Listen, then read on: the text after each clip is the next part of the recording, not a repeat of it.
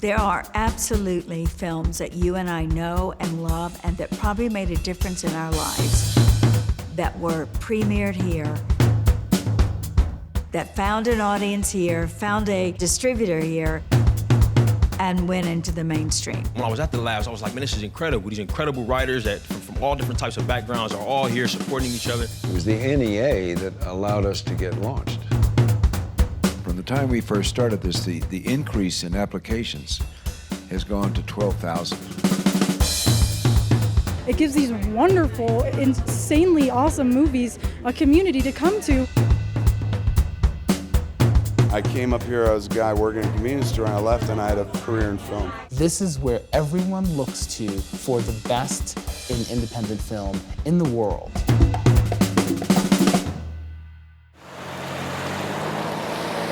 I think the genesis of this started in 1979, 1980. And I had this idea at that time because the mainstream part of the industry was about to change. I was part of that. And that meant it was going to be really following the money. And what I saw happening was this empty space that would maybe give independent film a category all of its own. Independent for me was a big word. I mean, independent to me was a very American word. Independence is a word that got this country started. And it was a word that I kind of leaned on my whole life, being independent from being put into a box or anything of common form. I wanted to be able to be free, to be experimental. I thought, well, what if we started a lab so that new voices in film, new filmmakers that were undeveloped would have a place to come. The only thing I could contribute was the land I owned in the mountains. To start that, it was just my money alone, and I couldn't afford to do something like that. And I felt also that I didn't have the credibility. I was an actor more in the movie star category, and therefore I wouldn't be trusted. So I thought I need the imprimatur of someone that is really trusted. For me, it was the NEA. When the National Endowment for the Arts came in and said, this idea that Redford has there in the state of Utah and those mountains to nurture artists and then exhibit their work is a pretty profound and important one. And we're going to join him in supporting him. It made all the difference in the world. I couldn't have done it without colleagues of mine coming up and giving up their time. And I also said, look, you guys, if you do this, it's not going to work unless you get something out of it. It has to be a two-way street. So on that business of one-way or two-way streets, the labs were started as a one-way street of opportunity, and that led to the festival, which was going to be a continuation of the one-way street of opportunity. So we would have a place for filmmakers to come and show their work. What I hadn't anticipated was that there would be another avenue of opportunity, and that was for audiences. So when I realized that people were coming here from all over, coming to Utah, Park City in the winter, and it was growing, the volume of people coming was growing, I thought, well, what the hell's going on? Why is this happening? I never dreamed we'd survive. And then when we looked like we were surviving this stage, can we go to the next stage? Suddenly we had not only a domestic platform, but an international platform. And we could also keep pushing documentaries.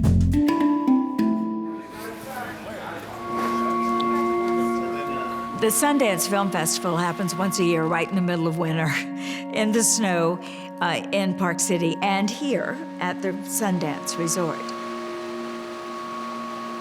But the labs go on all year. The directing labs and the screenwriting and the playwrights labs, by and large, happen in the summer.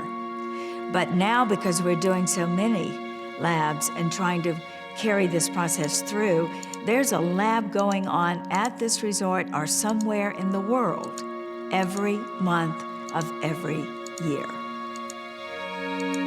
The theater artists who come here to the Playwrights Lab, so many of them have been in the National Endowment for the Arts process and have received support there. In the last 7 years, 5 major plays on Broadway, all at the same time, were all developed here. There's a composing lab too. We bring the musicians and composers who do the soundtracks for films, the independent, new, emerging talent. And they get to work with the emerging filmmakers and playwrights to develop scores. And let's roll sound. Action! It's your first time out. We might not even put you in a ring.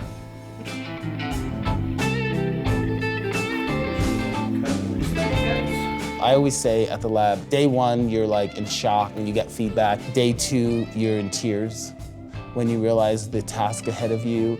And then by day 3 or 4, your film is reborn, and you have this new energy and you have this new direction, and it is an amazing journey. You are sort of focused because all the distraction from the outside world has gone away, and you're there at the beautiful resort just working on your art. Redford likes to say to filmmakers all the time, especially in the lab process, if you haven't failed or angered anyone or been told that's a really bad idea or no one's going to want to see that story, then you probably haven't pushed hard enough or far enough or gone far enough. There's no classroom involved because our process does not involve sitting around a table or anything like that. It involves getting on your feet and doing it. Sundance is the mecca for independent film. And to have your film at Sundance is such a gift. When you have your film in this festival, you know that your film is going to have a great life ahead of it. There is a boy who is just like other boys, until one night he sees from his window a storm on the horizon. It will be seen, it will be respected, and the message of your film and what you're trying to say will get out there into the world. And it enables you to have not only the support, but the confidence to go on and make other films. Everywhere I look, it's seeing a big, important part of my past and mythology.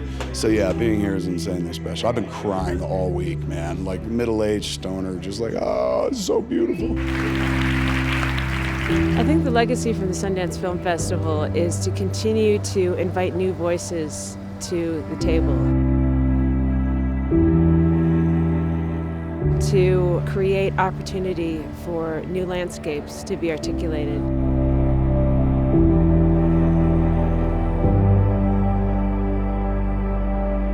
That's going to change and grow and evolve, just as the Institute has over the years. So I think it's just continuing to support new storytellers and new methods of storytelling. I mean, they have, virtual reality here. They've got YouTube stars going through the labs.